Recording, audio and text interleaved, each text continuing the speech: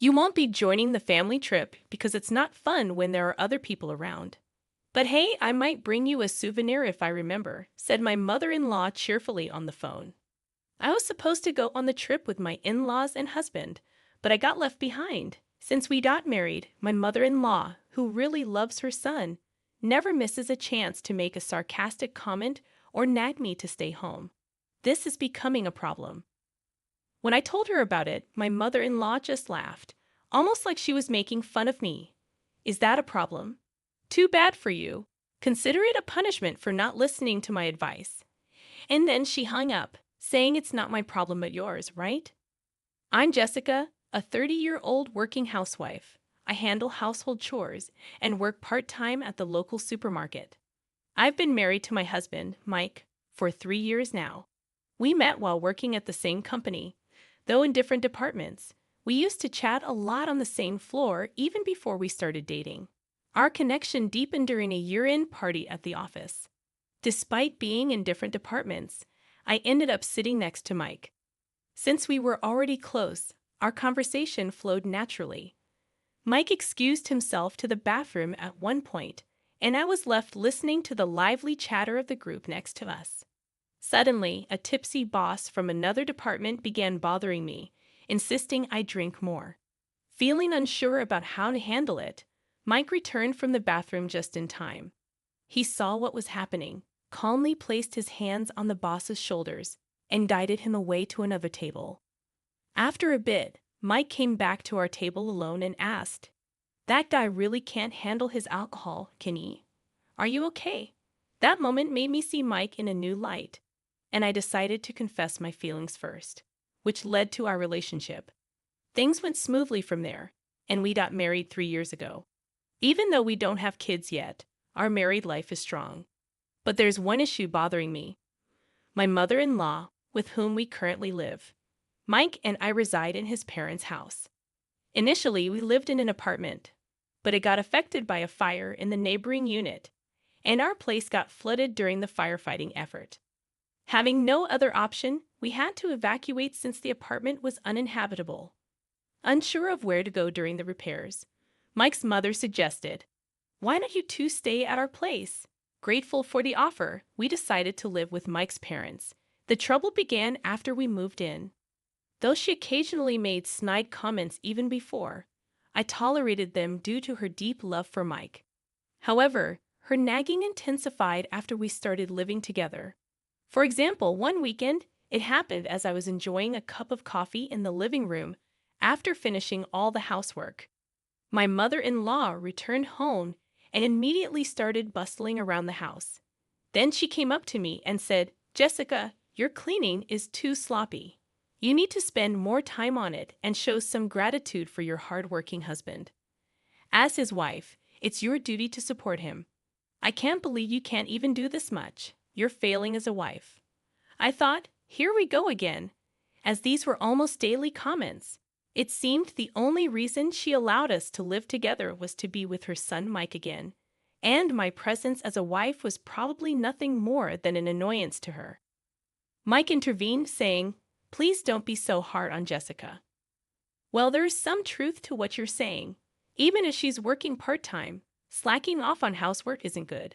Mike often sided with his mother, and while it's okay to value his biological mother, I sometimes wished he would stand up for me, his wife.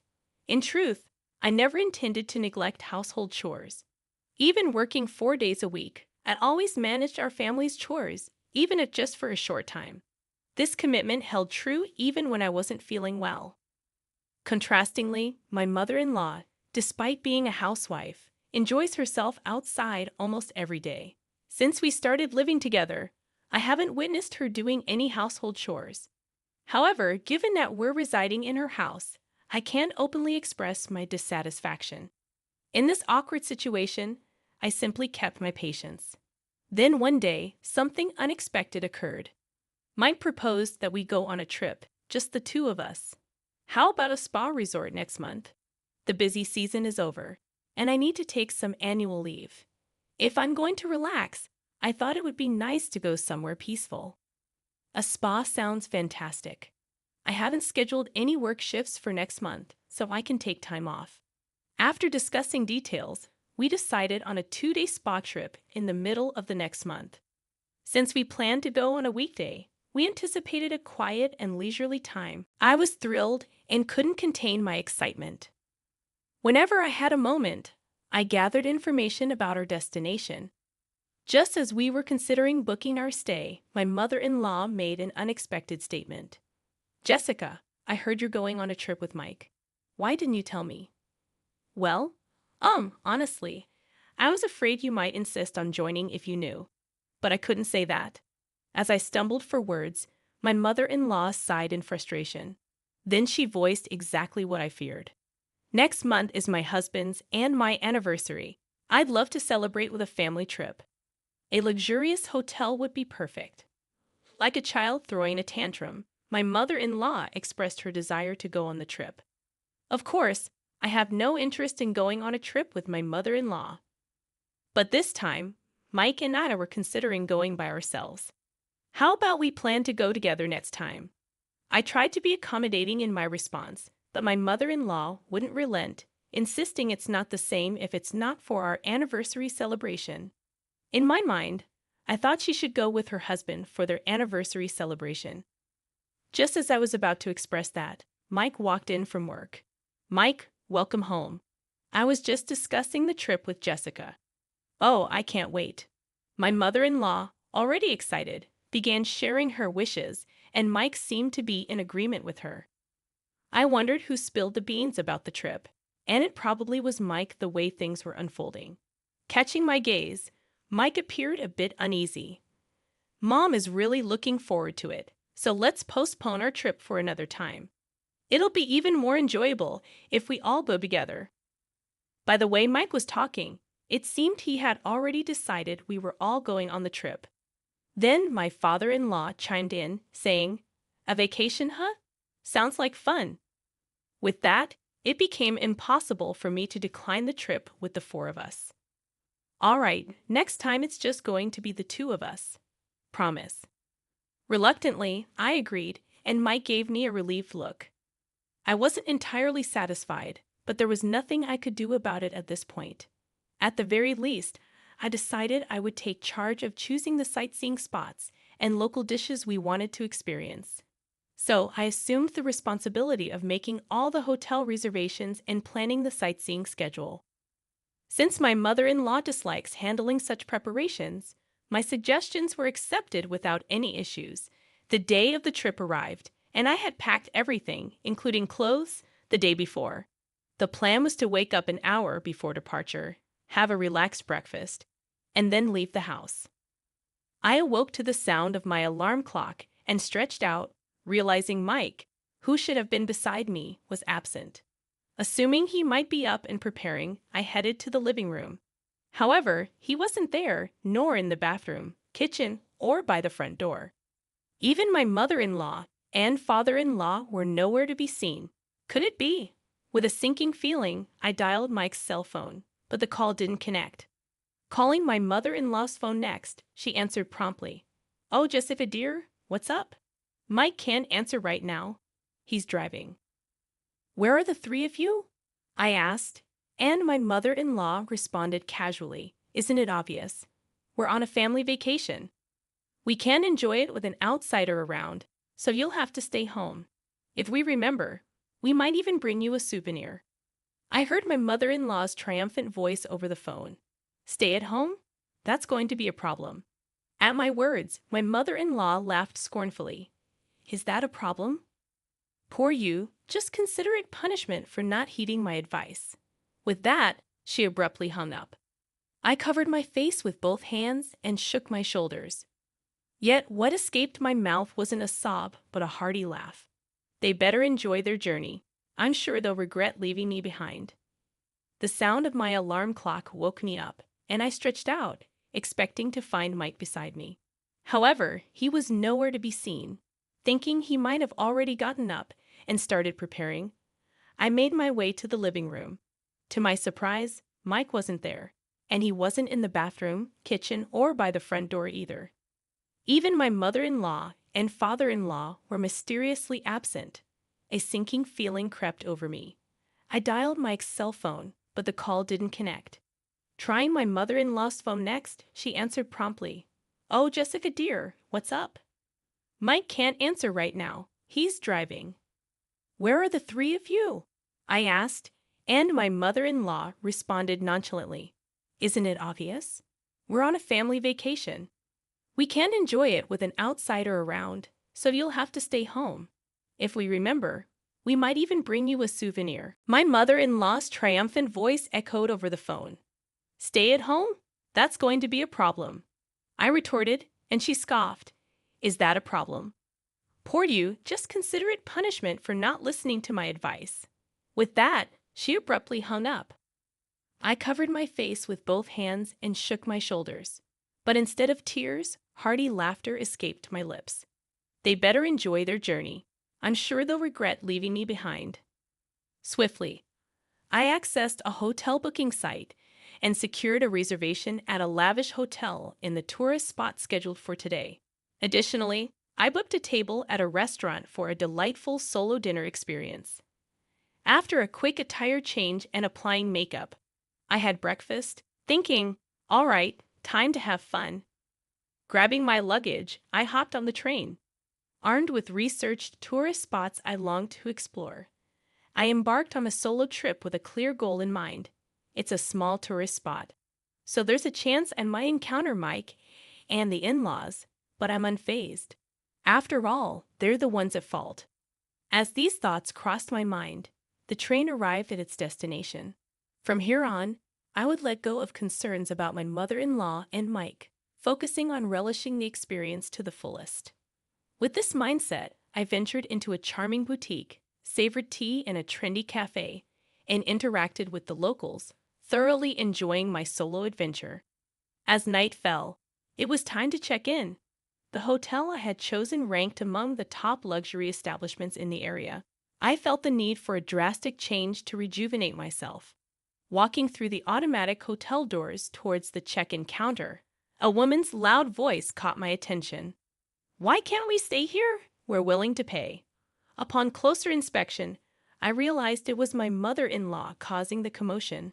Naturally, they couldn't stay, as this wasn't the hotel I had booked for the four of us. Watching from a safe distance, I noticed Mike spotting me and exclaimed, "Hey Jessica, what's going on? We couldn't stay at the hotel you had booked, so we had to find another hotel, and they're full." As he approached me aggressively, my mother-in-law did the same, her face turning beet red with anger. Well, that's to be expected. They won't hand over the keys unless the person who made the reservation is present. It's a security measure. I did warn you, didn't I? At this point, they finally seemed to grasp their foolishness, exchanging glances in utter disbelief. Just as they were about to cause more chaos, several hotel staff members rushed over. The sight of my mother-in-law being gently but firmly escorted out of the hotel was rather comical. Remember this, we will stay in a place far more luxurious than this hotel. Feeling somewhat relieved, I decided to proceed with my check-in, leaving my accommodation-less mother-in-law and Mike behind. After completing the check-in process, I was escorted to my room. With its immaculate decor and opulent interior, it felt like I was in a dream. After placing my luggage down, I opted to explore the hotel. After a leisurely stroll, I returned to the check-in lobby, where guests kept arriving. I settled on a sofa and lost myself in thought for a while. As I sat there, a pair of young women settled beside me, animatedly sharing their impressions of the hotel. Their conversation took an interesting turn. "Hey, have you heard about the hotel near the station? There's a pretty spooky rumor going around. Supposedly, you can hear hallucinations in the second-floor room, and all your belongings get stolen. And not just that, there's even a case where someone died, and nobody knows who did it to this day. We're fortunate to be staying here, aren't we? Is that for real? But why hasn't anyone been arrested? You call the police in a situation like that, right? Well, there are rumors that the hotel staff are involved too. So creepy. What a chilling story. Glancing at the time, I realized it was nearly the hour for my dinner reservation. I swiftly got up and hurried to the restaurant. Ah, that was so satisfying. After relishing dinner, I returned to the hotel, took a relaxing bath, changed into my pajamas, and was watching TV when my smartphone notified me of an incoming call. Hello, we found a hotel we can stay in. It's super comfortable. Too bad you can't stay here with us. Well, we'll enjoy it twice as much for you, so no worries. It was my cheerful mother-in-law on the line. Huh, is that so? You're fortunate to have found a place on such short notice. My response was nonchalant, prompting my mother-in-law to continue. Isn't it? It's quiet and easy to spend time because there are hardly any other guests. It's close to the tourist spot and is a beautiful hotel. I wonder why that is. That's when it dawned on me. Could it be the hotel near the station? That's right. What about it? I recalled the unsettling story I overheard in the hotel lobby before heading to dinner. I think you should run. While I didn't necessarily believe the rumor, there's often a grain of truth in these tales. However, my mother-in-law dismissed my comment with laughter. Are you jealous of us staying at a good place? Well then, be regretful. Bye. Once again, she unilaterally ended the call, and I had no desire to call her back. Having offered my advice and fulfilled my duty, I powered off my smartphone. I wanted to enjoy my relaxation time without any further interruptions. After that, I spent a leisurely evening and peacefully drifted into a comfortable sleep. The next day, after checking out of the hotel, I visited the tourist spots I missed the day before and returned home as the sun was setting. Light spilled from the windows of the house, indicating the return of the three of them. I'm home. I deliberately announced my return in my usual manner. Upon opening the door to the living room, all three started talking simultaneously. Though taken aback, I managed to calm them down. Then my mother-in-law began recounting the incident from the previous night.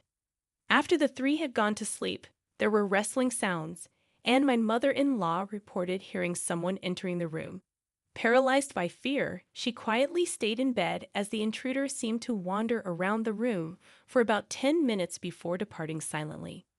Relieved, my mother-in-law went back to sleep, only to wake up the next morning and discover that all their belongings, including wallets and smartphones, were gone.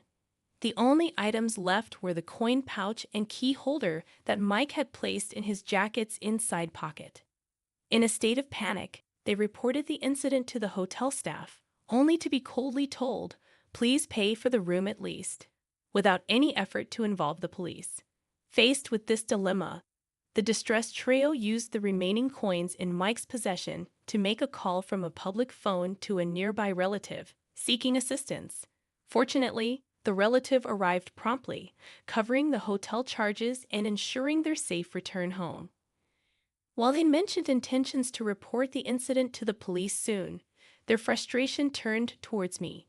If only you had earnestly warned us to leave, we wouldn't be in this mess. Exactly. You share some responsibility for this, Jessica. What do you plan to do about it? Yet, if my in-laws hadn't left me behind for their trip, this wouldn't have occurred in the first place. When I candidly expressed this sentiment, Mike erupted in anger. Shut up. You're just the wife.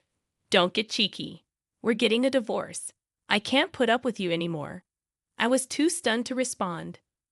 Silently, I went to our bedroom, retrieved something from the cabinet, and returned to the living room to reveal it to Mike. Divorce. Fine by me. I don't need a husband who won't protect his mistreated wife. Mike's complexion turned pale. What I presented were the divorce papers prepared by a lawyer, as I had been anticipating this day. Perhaps not expecting my agreement, Mike was flustered. No, maybe we should think about it a little more. However, my mother-in-law seized the opportunity to push Mike towards the divorce. You should just get rid of such a horrible wife. Your mom will find you someone new. Unable to resist his mother's influence, Mike eventually consented to the divorce. Well then, goodbye. Please enjoy your life with your beloved family. Ignoring Mike, who was breaking down, I left the house. Later, through my lawyer, I submitted the divorce papers, and the divorce was successfully finalized. Despite Mike's pitiful pleas for reconciliation, I steadfastly ignored them all. I'm going to protect Jessica from now on, he claimed. Unfortunately, it was too late. On the flip side, my mother-in-law, who had successfully rid herself of me, initially appeared to be in good spirits. However, her joy was short-lived. The news of the divorce and the end of their shared living arrangement spread throughout the neighborhood. The gossip mongers connected it to her mistreatment of me, unveiling her unpleasant character.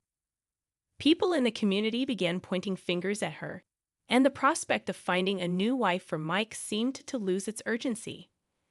I returned to my hometown and secured a new job through a friend's recommendation. I've had my fill of marriage for now. It seems like I'll relish the freedom of being single for a while.